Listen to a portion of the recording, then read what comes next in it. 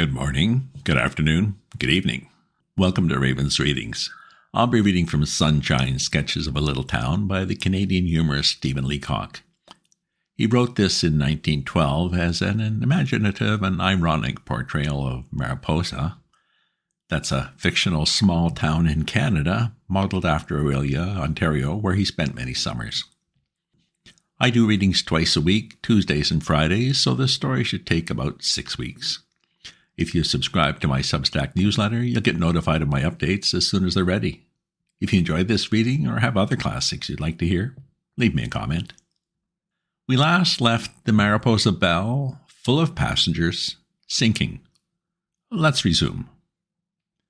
The marine excursions of the Knights of Pythias continued. If you've ever been in any sudden emergency on the water, you will understand the strange psychology of it. The way in which what is happening seems to become known all in a moment without a word being said. The news is transmitted from one to the other by some mysterious process. At any rate, on the Mariposa Belle, first one and then the other heard that the steamer was sinking. As far as I could ever learn, the first of it was that George Duff, the bank manager, came very quietly to Dr. Gallagher and asked him if he thought that the boat was sinking. The doctor said no, that he'd thought so earlier in the day, but no, he didn't think that it was.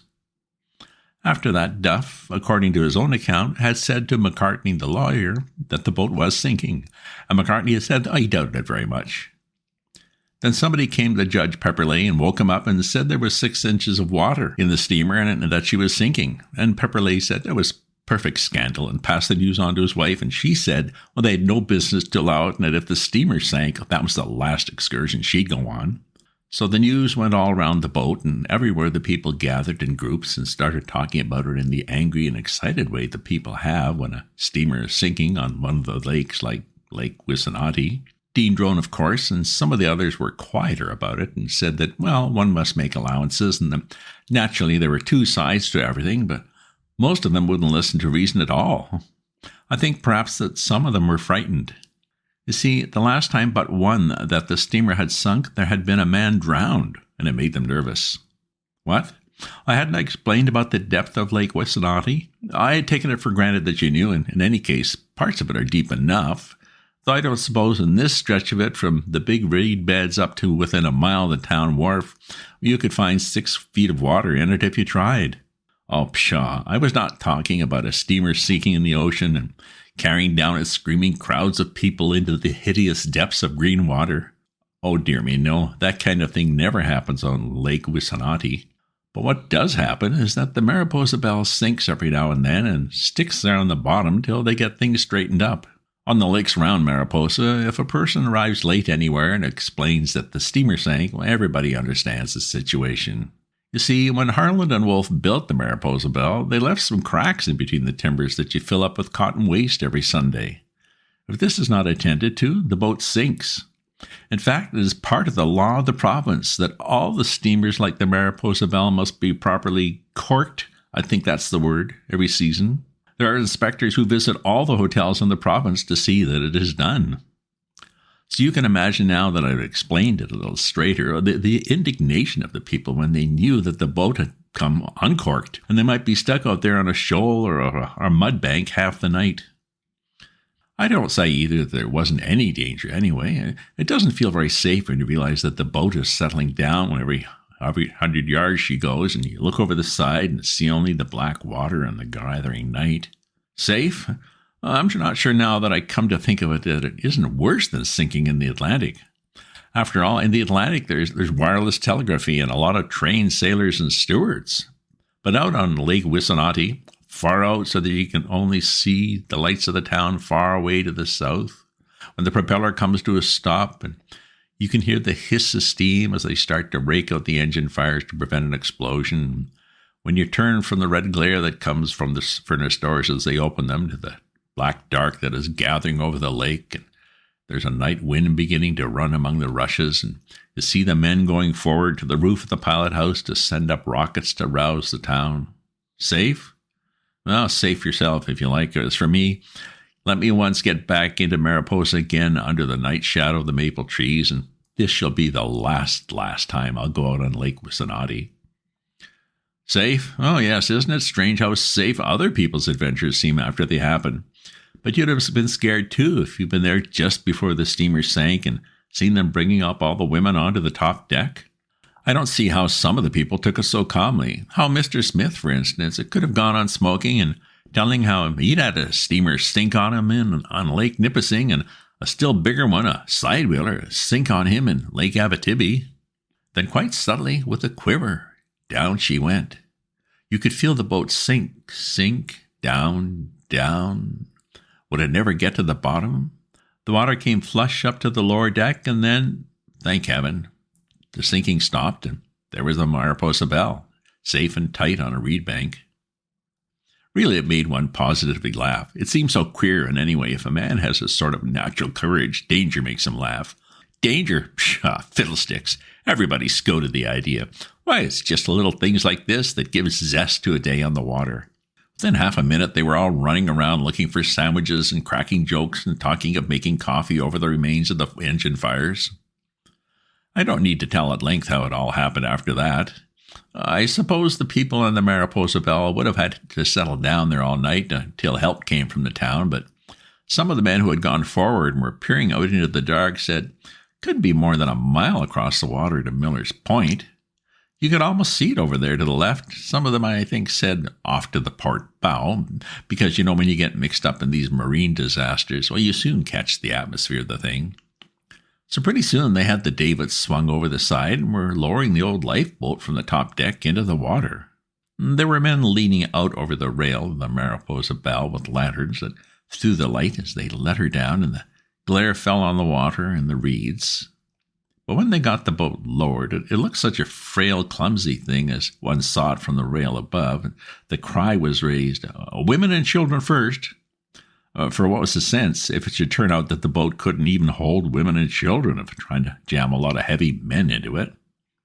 So they put in mostly women and children, and the boat pushed out into the darkness, so freighted down it would scarcely float.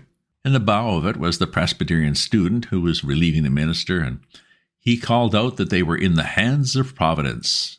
But he was crouched and ready to spring out of them at the first moment. So the boat went and was lost in the darkness, except for the lantern in the bow that you could see bobbing on the water. Then presently it came back, and they sent another load, till pretty soon the decks began to thin out, and everybody got impatient to be gone. It was about the time that the third boatload put off that Mr. Smith took a bet with Mullins for $25 that he'd be home in Mariposa before the people in the boats had walked around the shore. No one knew just what he meant, but pretty soon they saw Mr. Smith disappear down below into the lowest part of the steamer with a mallet in one hand and a big bundle of marline in the other. They might have wondered more about it, but it was just at this time that they heard the shouts from the rescue boat, the big Mackinac lifeboat that had put out from the town with 14 men at the sweeps when they first saw the rockets go up. I suppose there's always something inspiring about a rescue at sea or on the water. After all, the bravery of a lifeboat man is the true bravery, expended to save life, not to destroy it. Certainly they told for months after of how the rescue boat came out to the Mariposa Belle. I suppose that when they put her in the water, the lifeboat touched it for the first time since the old MacDonald government placed her on Lake Wissanotti.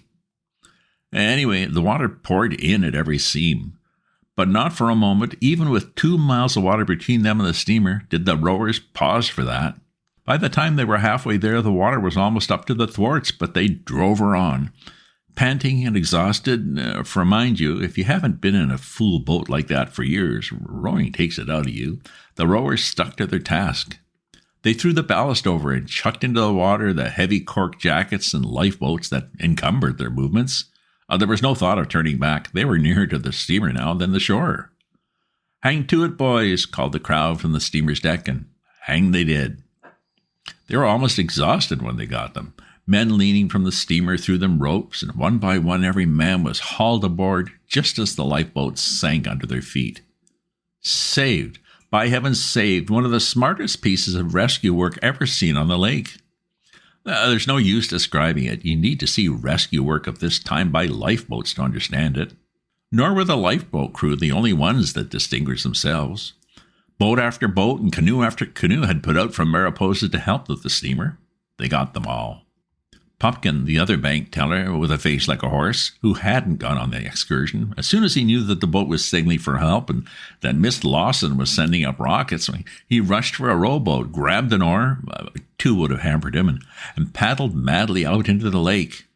He struck right out into the dark with the crazy skiff almost sinking beneath his feet. But they got him. They rescued him. They watched him almost dead with exhaustion make his way to the steamer where he was hauled up with ropes. Saved.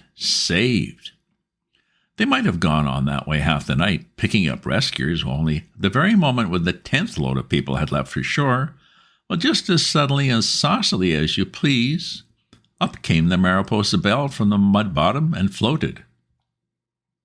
Floated? Of course she did.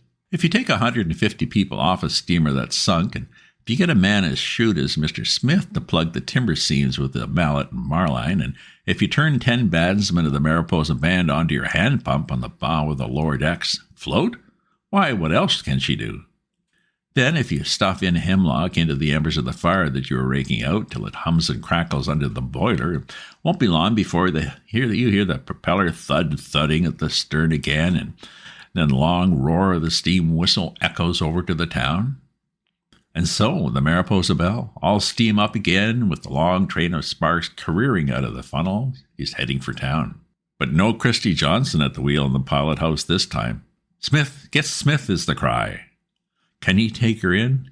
Well, now, ask a man who has had steamers sink in him on half the lakes from Temiskaming to the Bay if he can take her in. Ask a man who has run a York boat down the rapids of the Moose when the ice is moving if he can grip the steering wheel of the Mariposa Belle. So there she steams safe and sound to the town wharf. Look at the lights and the crowd. If only the federal census taker could count us now. Hear them calling and shouting back and forth from the deck to the shore. Listen, there's the rattle of the shore ropes as they get them ready, and there's the Mariposa Band actually forming in a circle on the upper deck just as she docks, and the leader with his baton. 1, 2, ready now. Oh, Canada. End of chapter. A beautiful outing, a momentary panic, and a quiet end to the day. Have you ever taken an excursion boat somewhere for the day? If you subscribe to my newsletter, you'll get notified of my updates as soon as they're ready. If you enjoy this reading or have other classics you'd like to hear, leave me a comment. Check out my other posts on my Substack at ravensview.substack.com and my readings from last December of A Christmas Carol by Charles Dickens. And remember to share this with your friends. Ta-ta for now.